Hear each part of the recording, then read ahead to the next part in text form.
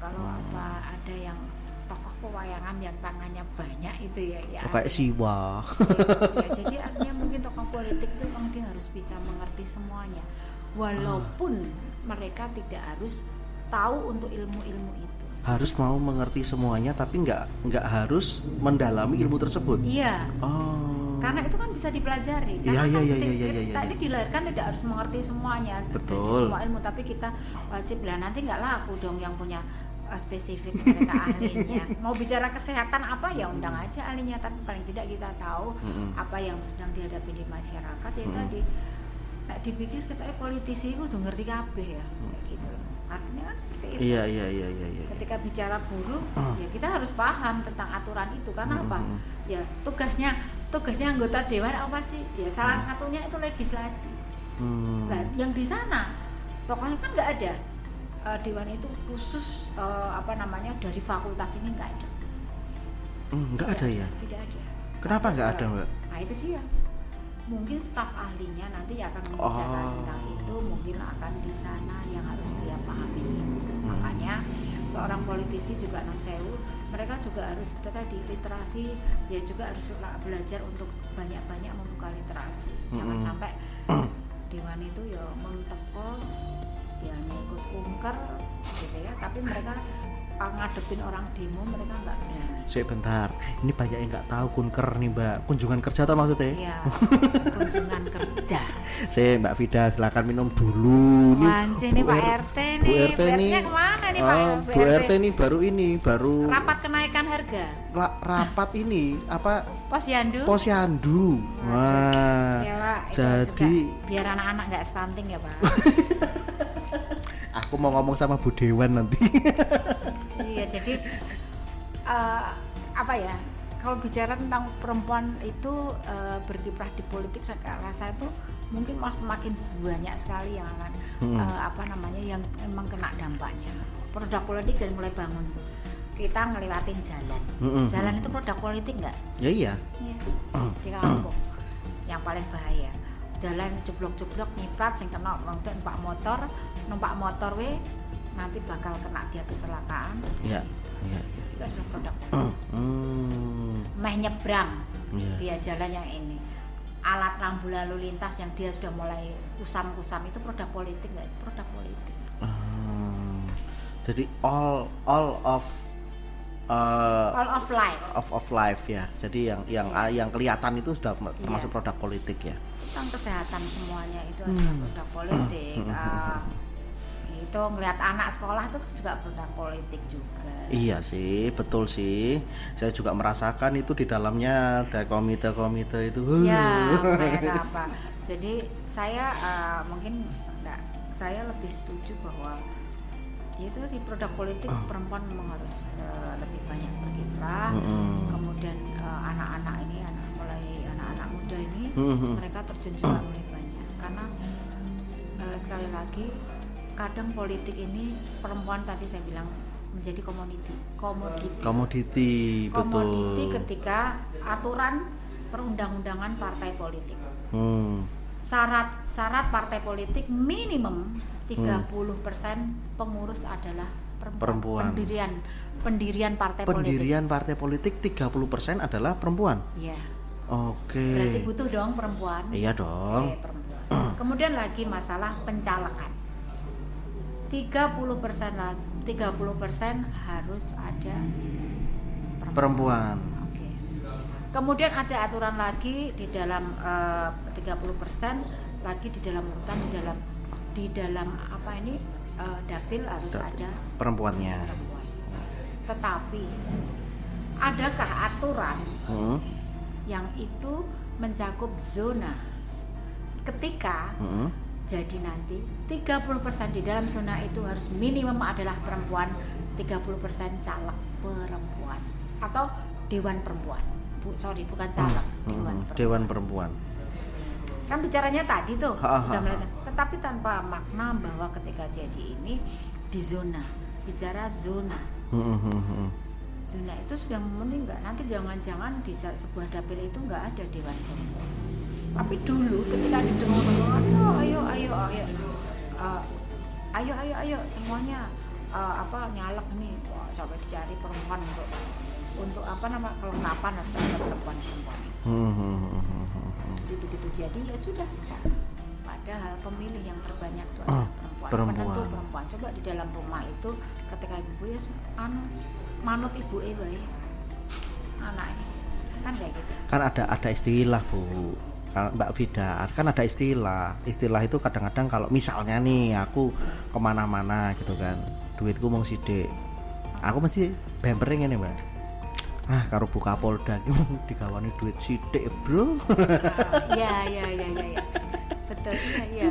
Aku ini kadang-kadang kan kayak saya kan kalau kemana-mana tuh sering jajak ke warga gitu kan, tapi nanti warga ada yang nyeletuk gitu, piye Pak RT aman duitnya, ngorai bro, dibatasi karo Bu Kapolda. Perempuan ya, makanya itu ya. Jadi di situ perempuan yang sebenarnya perempuan ini ya kunci ya. Oh, kunci Bu. Makanya kalau kenapa setiap kampanye itu selalu ada ibu-ibu aja, saya kurang setuju gitu ya. Kenapa? Masuk di perempuan, masuk itu loh di ibu-ibu, kesannya oke, masuk di ibu-ibu, tapi apakah mereka perempuan pilih perempuan gitu kan? Perempuan pilih perempuan, nanti juga bapak-bapak yang datang dengan iming-iming lain-lainnya juga lebih banyak. Ini mental semacam itu alangkah baiknya ke depan tuh lebih bisa, masyarakat ini bisa lebih teredukasi. Secara baik bahwa nantinya mereka benar-benar punya wakil yang setelah jadi itu mereka juga dilibatkan, bukan 5 tahun nanti 4 tahun itu datang pada mereka, habis itu udah ditinggalkan, setelah itu ya sudah nggak pernah ketemu lagi kayak gitu. Nanti kalau jadi nggak mau silaturahmi lagi gitu sudah, ya. Ya balas lagi, ya aku sudah ini kok ngapain. Iya sih. Jadi saya berharap itu mulai dari keluarga, didikan memang politik itu, kemudian juga di lingkungan Pak RT sendiri. Ya kedepannya mungkin banyak RT itu juga perempuan gitu ya. Jadi jangan harus libatkan. Coba yang rapat di RT, yang datang siapa? Bapak-bapak. Kenapa harus bapak-bapak? Kan kayak gitu. Terus yang nggak ada, nanti nggak ada ini nggak datang. Karena rapatnya tuh malam. Nah, ya rapat malam Mbak, nek siang kan udah nyambut gawe. Ini yang kadang tuh menjadi bahasan bahwa RT itu tak lihat tuh ya bapak-bapak, artinya itu yang bicara kurang untuk menyinggung ke masalah perempuan. Perempuan nanti mentok-mentok ke kon ngurusi posyandu lansia. Seperti itu. KWT memang namanya kelompok wanita, walaupun lebih bagus kalau besok diganti perempuan ya, karena saya lebih senang dengan menyebut wanita itu kok perempuan gitu. Perempuan tuh diempukan. Perempuan itu diempukan daripada wanita. Wanita, iya, wanita ditoto itu kan. Kalau empu tuh coba kita keris tuh zaman dulu yang begitu megahnya dibuat tuh seorang empu. Empu itu adalah udah tingkatannya apa. Jadi perempuan tuh sangat bisa dihargai. Harus dari yang dipercaya oleh Tuhan. 9 bulan siapa? Perempuan. Iya. Itu Pak RT. Jadi Pak RT ini harus besok mulai pendidikan politiknya itu di tingkat RT ini harus ada. Nanti bisa saya diundang datang ke RT Bapak, akan bicara itu. Jadi biar perempuan ini melek politik. Jangan antisipasi politik. Nanti kalau ada yang perempuan enggak wangun wong wedok kok Arab Arab meh madani wong lanang sing pantas ning politik ya wong lanang. Sapa ngomong enggak ada aturan itu. Iya, nyatanya Bu Mega sampai sekarang masih jadi. Ya itu. Betul ya? Betul. Ya harus kita ini juga bahwa anak-anak pendiri bangsa kita juga banyak yang kayak Bu Mutia Hafid, Mutia Hatta ya. Itu kan juga masuk di politik juga beliau. Ya, kita bicaranya itu tadi ketika perempuan tidak harus menjadi dia siapa dulu. Ya, betul. Jelas kalau mereka dia anak siapa, kita harus melatih kepada orang yang dia bukan siapa-siapa. Harus ada estafet berikutnya. Itu boleh, tapi kita juga harus mendidik bahwa perempuan ketika dia tidak siapa-siapa, dia menjadi apa? Nah, ya maksudnya saya kan misalnya nih sekarang misalnya Mbak Frida insya Allah misalnya nih satu saat nanti jadi dewan misalnya, Amin. otomatis kan harus melatih generasi berikutnya, entah Iya. itu putrinya, entah itu Iya. siapa, entah itu lingkungan sekitarnya harus mau menjadi yang lebih baik dari Mbak Frida kan gitu toh. Iya, karena gini, orang sukses, ini ada, misalnya contoh nih, dia mau jadi siapa pertama tentunya, satu karena anaknya siapa, Betul. atau mungkin dia kaya nih, dia ini kaya karena orang tuanya kaya.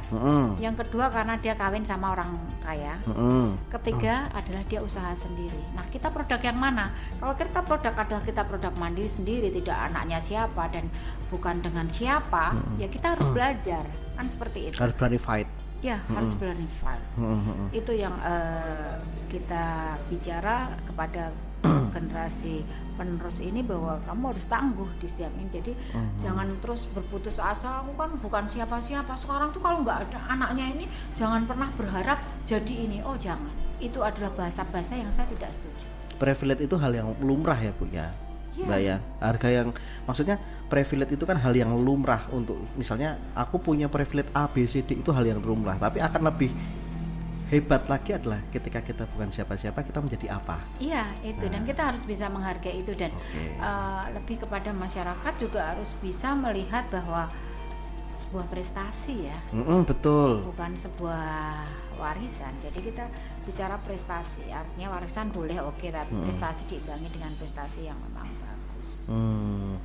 Nah terus kalau dulu sampai sekarang nih pertanyaannya kan, dari dulu kan berarti dari 2009 jenengan berpolitik. 2009, 2014, 2019, 2024 kemarin. Udah 4 kali. 2009 itu kan generasi milenial. Yang disasar adalah generasi milenial. Terus sekarang berubah ke generasi Gen Z itu tadi. Apa bedanya? Lebih mudah mana? Lebih mudah ke milenial. Kenapa? Ya, Gen Z ini unik ya. Kenapa tuh? Mereka ini perlu sentuhan ya, coba Gen Z kita lihat aja media sosial mereka. Nggak ada fotonya, nggak ada mainnya, tapi upload bla-bla itu. Jadi kita harus makna itu. Terus mereka memang iya kan. Terus mereka yang orang masa bodoh, diajak ngomong kan kayak gitu modelnya.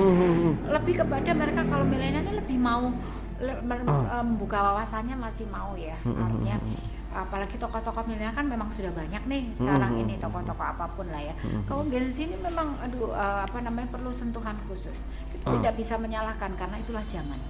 Tapi bagaimana sekarang kita bisa masuk di semua zaman itu, gitu loh. Semua masa itu tadi ya. Semua masa itu. Nah, kalau sekarang bicaranya kita di masa yang ada, yang sekarang ya kita harus ngikutin itu. Masanya orang bilang Ran, wah hari gini oke ora ngerti Ran apa Ran ya kurang ngerti harus ngono apa ya ini. Balik meneh iki mau nak Ran nih. Lah kita ini dengan cara itu tadi, menjual daerah kita dengan cara adalah event-event itu adalah menjual secara luas kepada orang luar itu di event-event itu gitu.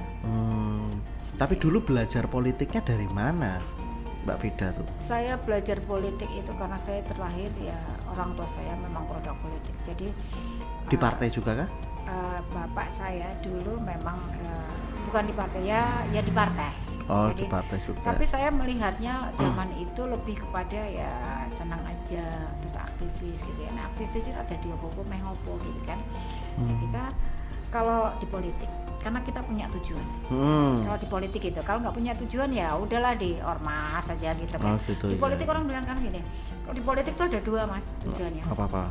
Kalau nggak dewan ya tentunya kekuasaan yang oh lah ya betul itu harus ditempuh di situ, sebuah peraturan di situ. Kalau memang enggak ya dia jadi apa di situ nggak apa-apa, hanya menjadi mungkin perame-rame di politik. Tapi kalau saya memang fair, saya pengen untuk sana lebih bisa bersama-sama dengan masyarakat, benar-benar untuk membangun, merubah artinya bersama-sama lah ya.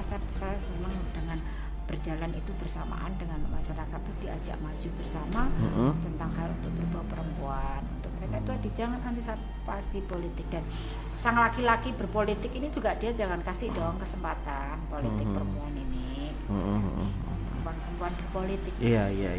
Oh, jadi dari dulu memang sudah melihat bapak bermain atau lebih kepada lingkungan ya Mas, saya sebenarnya lingkungan saya itu bisnis, cuman dari produk dua itu, karena saya melihat ini dua ini yang saya tuh juga kadang gini, saya mbok tekuni sing ndi, saya juga nggak tahu antara kanan dan kiri gitu ya, tapi saya menyukai itu karena irisannya pada dasarnya adalah semua itu kesungguhan sih menurut saya ya. Kita mau jadi apa itu kan kita juga tercetak, mau seperti apa itu kita bisa mencetak diri kita seperti apa, kayak gitu. Jadi itu orang saya juga kuliahnya juga bukan di politik, saya nggak di sospol tapi dulu enggak, di apa, ekonomi lah sama kan. sama. Kemudian saya ngambil ngambil master saya juga di politik. Oh, masternya baru ngambil politik. Ekonomi. Ekonomi juga. Iya, tapi sumber daya manusia. Jadi lebih kepada belajar. Oh, manajemen berarti ya. Iya. Tapi S1-nya juga manajemen. Iya. Tapi di dalam kampus ini sudah berpolitik juga. Maksudnya sudah ikut jadi aktivis. BEM ya. Iya. Badan Eksekutif Mahasiswa. Dan habis itu juga pertama organisasi kepemudaan KMPI itu saya ikutin, kemudian organisasi sosial di luar itu saya ikutin. Jadi pada dasarnya saya suka berorganisasi. Nah, lebih bagus lagi politisi itu juga dia juga bisa berorganisasi. Nah, seorang betul. Leader, seorang calon leader itu juga dia harus punya pengalaman di bidang organisasi. Oke. Karena itu membuat orang itu lebih kuat dan kita lebih tertata, betul. Nah, yang mungkin gini, banyak orang itu tidak tahu atau jadi ikut organisasi ya cuman ikut-ikutan aja. Kayak yang terjadi sekarang ini kan banyak banget tuh Mbak. Iya. Misalnya anak-anak yang ikut di BEM, iya, di Badan Eksekutif Mahasiswa itu cuman menyuarakan pendapatnya jenengan. Gimana itu sekarang? Iya. Genji itu. Itu tadi saya katakan harus perbanyak literasi. Ketika kita bicara tentang mau demo ini harus kesiapan dia harus ada itu. Jadi sebelum mereka turun ke jalan, sebelum mereka nih ngajak teman-temannya itu ya, saya juga pernah mahasiswa dulu ketika mau kapan kita harus demo itu ada pelajarannya, kapan kita harus demo dan kapan harus ini. Ada memang ranah ketika orang demo itu kan adalah tahapan ya, ketika suara itu memang harus disuarakan karena kadang memang begini tidak ada kebijakan sebelum ada aksi.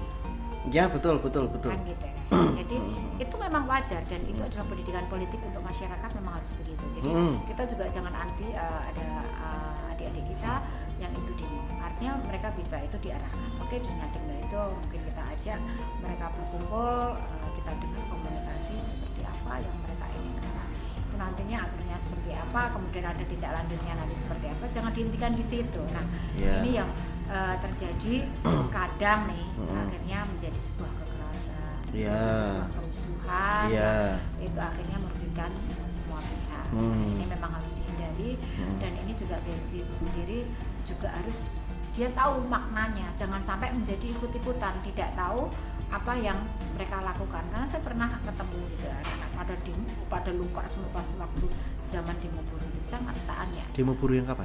Waktu demo buruh yang berapa tahun kemarin ya? 2023 kemarin bukan ya? Yang pas di itu ya, yang rusuh itu ya? Iya. Saya masuk di dalamnya sampai kena gas air mata itu. Jadi jenengan juga masuk situ? Iya, itu yang kena sebelah saya itu kan sampai pada pecah. Saya nggak berani keluar, saya berani keluar itu sore itu. Sore itu saya berani keluar, mata aja berdesap itu kan. Saya tanya, kamu kesini tahu nggak? Diajak. Hanya sekedar jawaban diajak, saya nggak gitu.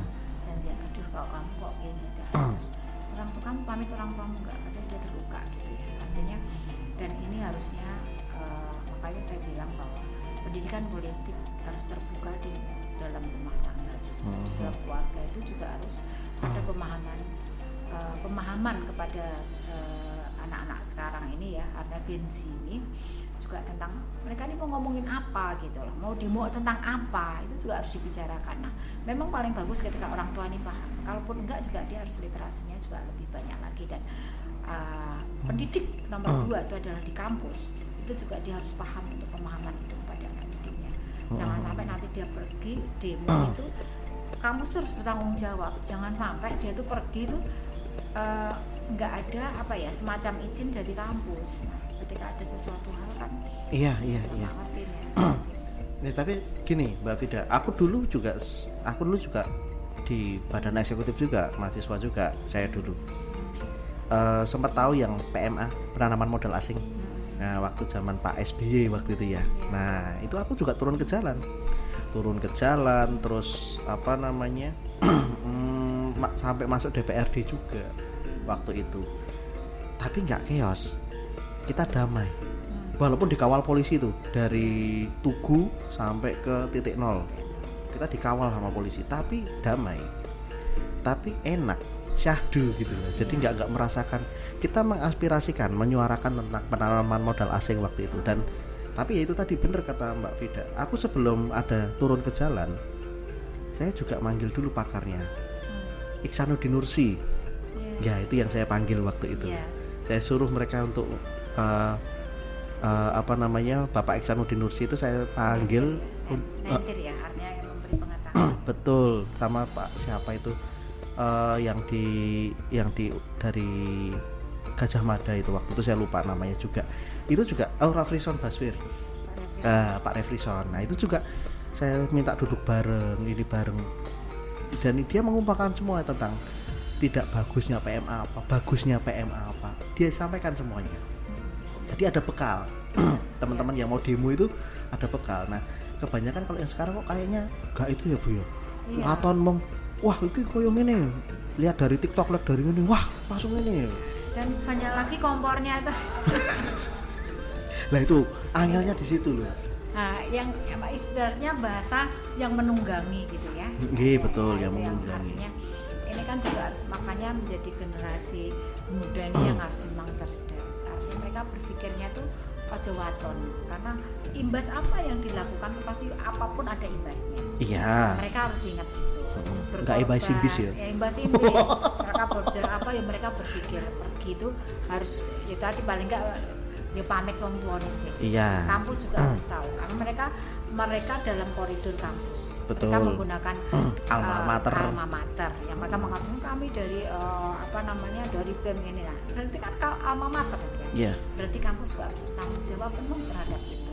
Dan lagi daftar orang yang berangkat itu juga harus ada daftarnya. Oh iya. Gitu. Iya. Jangan sampai nanti tidak terdaftar tapi dia ikut. Nah, itu tadi yang bertunggal, artinya nanti siapa aja yang di situ nanti kalau terjadi apa-apa.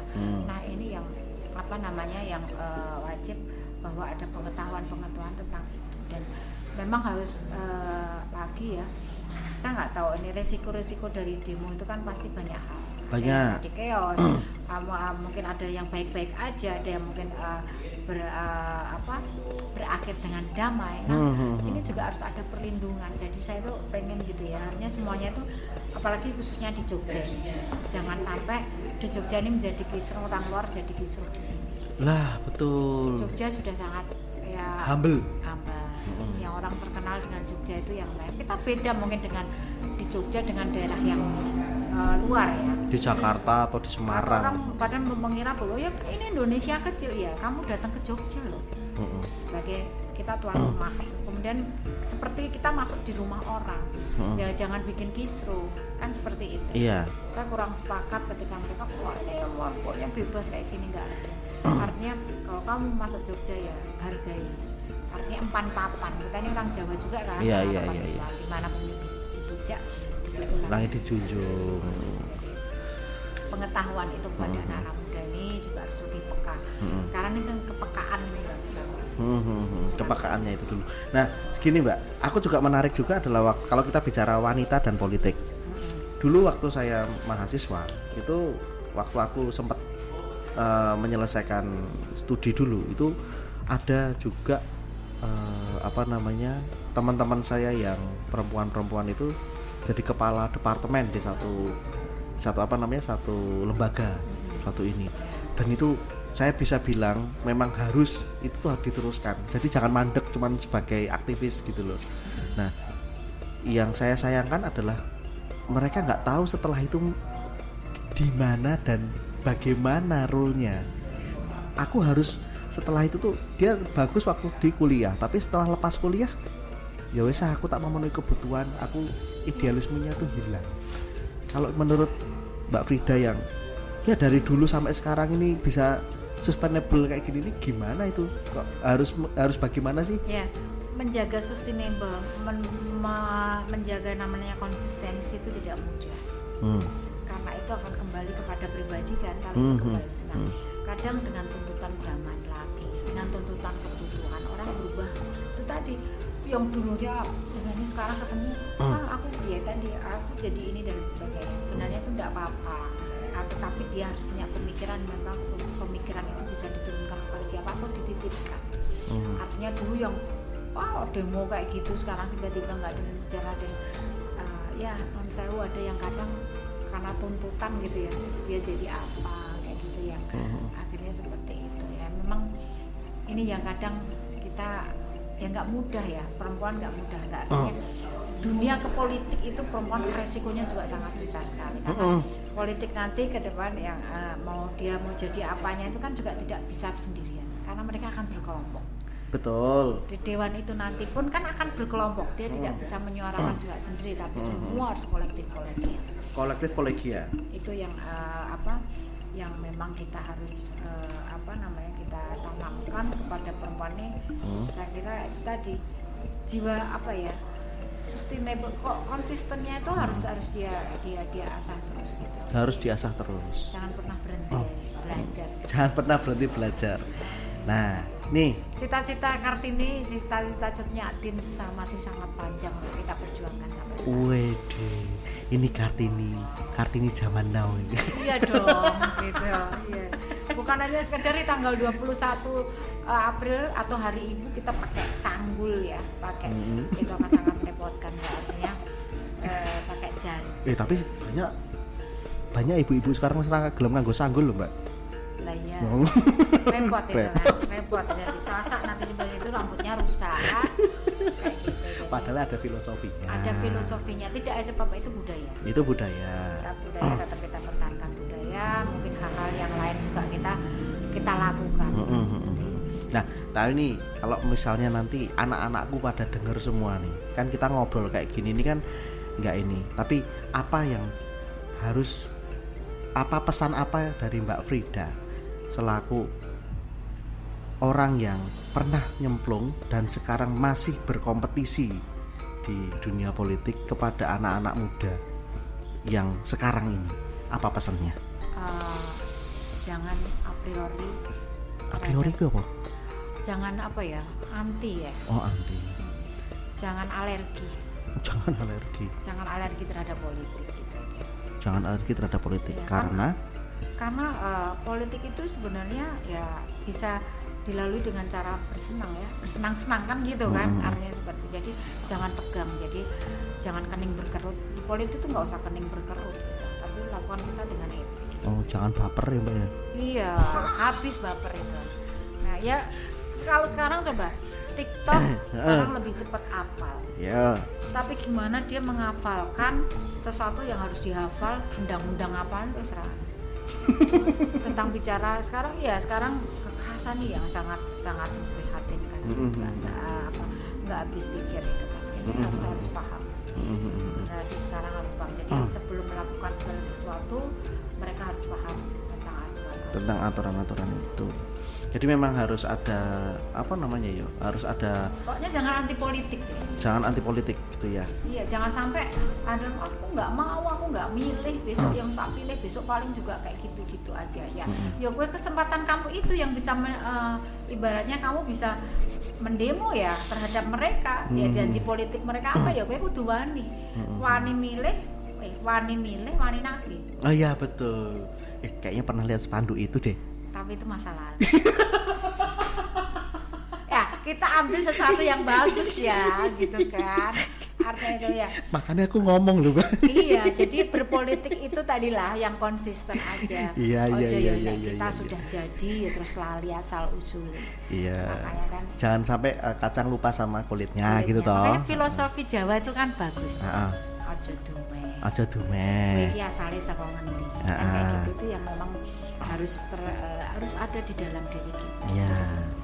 Bahasa ada lagi yang lagu yang apa? Gundul pacul. Itu kan filosofi sebenarnya. Gundul pacul cul. Gembelengan Nyunggi. nyunggi Itu wakulku. adalah falsafah kesombongan. Jadi waktu itu siapa yang Demak itu siapa? Demak itu siapa sih? Yang siapa? Yang mana? Sunan Demak. Di Demak itu siapa? Sunan Kalijogo. Sunan Itu kan Kalijogo. lagu yang dipesankan oleh Sunan Kalijogo. Bagaimana kesombongan itu akan juga menghancurkan diri. Kan gitu. Oh. Wakul ngrempiang. Oh iya. Segane dadi salah. Itu hanya peribahasa. Nek wis ana sesuatu wis kabeh akan menjadi porak-poranda karena kesombongan. Makanya gembelengan tuh goyang leleng. Iya, iya, iya. Nah, ketika ya berpesan ketika sudah jadi sesuatu, tetaplah engkau tuh rendah hati. Seperti rumus apa namanya padi ya. Ya. Makin tinggi makin berisi makin bukan makin tinggi, makin berisi dia makin tumbuh, makin merunduk ya. Ya kalau pohon makin tinggi makin banyak angin yang menerpa. Iya, Betul. ya, bahasa itu. Wah, ini hampir habis satu galon. galon. Iya nih Pak RT. Jadi, Tapi asik loh Mbak, maksudnya ngobrol sama jenengan itu menarik gitu loh. Tapi kenapa kok kemarin nggak datang ke rumah gitu loh jenengan nih? Pas kemarin tuh nggak datang ke rumahku itu loh, Jan. lah wong Pak RT itu loh, kalau jadi gini juga ya, ini saya protes juga nih kepada bapak-bapak pemangku kebijakan yang ada semuanya. Kadang ini kalau tetangganya sendiri itu mau nyalek itu loh, kok malah jadi pura-pura nggak kenal gitu. Ini bercanda gitu. Jadi itulah tadi yang saya katakan, kok kayak nek dadi caleg dadi monster kayak itu ya. Orang yang semula apa kita lewat kadang pada bangun wah ojo cedak wedi. Kita kan mau netral nggak ada netral itu. Kalau yang saya kan ada adalah pilihan. lah iya Mbak, kemarin kan jenengan itu kan tak sari ya, jenengan itu yang sibuk ya Mbak. Lah wong Pak RT itu ya sibuk terus kok. Coba Pak RT itu harus dukung yang dikenal, yang dia punya visi misi yang bagus. Lah iya. Apa ora seneng nek milih aku sesuk sekolah iki bisa punya kebijakan. Saya bicara adalah kebijakan untuk pendidikan. Bicara untuk ini ke pendidikan. Iya. Jangan sampai warga kita ini nanti juga ono sing ra iso sekolah, apalagi pendidikan yang sampai 12 tahun itu. Kemudian makanan juga harus yang bergizi. Kan seperti itu. Jadi itu yang harus terjadi, jangan sampai anak-anak kita juga ada di warga kita ini, warganya Pak RT ini ada yang stunting. Ono sing BPJS ra iso ngurus dan lain sebagainya. Nah, jangan sampai lah Bu. Saya tuh udah jadi RT itu kurang apa toh Bu? Makanya pilih sesok nek aku jadi wakil aku wis siap. Gitu Pak RT. Siap. Oke. Ya. Pak RT mudah-mudahan Pak RT ini menjadi sahabat untuk perempuan. Wah, biar iya. warganya di desa ini menjadi cerdas semuanya. Iya gitu. Bu, saya kan kalau saya kan memang ini toh Bu. Saya pendidikannya kan nanti di kumpulan RT itu tidak sekedar apa ya, sekedar arisan RT aja ya, tapi ada hal-hal yang memang untuk kemajuan di desa kita ini. Iya, betul Bu, betul. Tapi nanti kalau jalan-jalan ke tempat Pak Dukuh tak ajak Bu. Ya. Siap Pak, siap Pak. Ya. Ya. Oke Bu, ini nanti kita ngobrol lagi nanti kalau sudah ada pertemuan lagi. Siap. Nanti ada pertemuan sama ibu-ibu RT jenengan ndak rawuh nggih. Siap Pak RT ya. Ini karena sudah agak sore, saya tak siap-siap mau maghriban. Oke, siap. Nanti kita kontak-kontakan lagi, oke? Nggih, matur sembah nuwun Pak RT. Sami-sami. Saya terima kasih, matur nuwun sekali lagi atas kesempatan bincang-bincang kita di sore hari ini. Tapi nun sewu, cuman tak kasih air putih. Harusnya ada Bu RT ini tadi, nih Bu RT Nggak masih. apa-apa, ini minuman sehat ini, minuman sehat. Iya. Ya. Terima kasih Mas Ye, ye, Usmana, ye, saya ye. pamit dulu Ye, ye. deh. Wassalamualaikum. Waalaikumsalam Ye. warahmatullahi. Dari jauh hanya bisa melihatmu dari jauh, hanya bisa menatapmu dari jauh, dari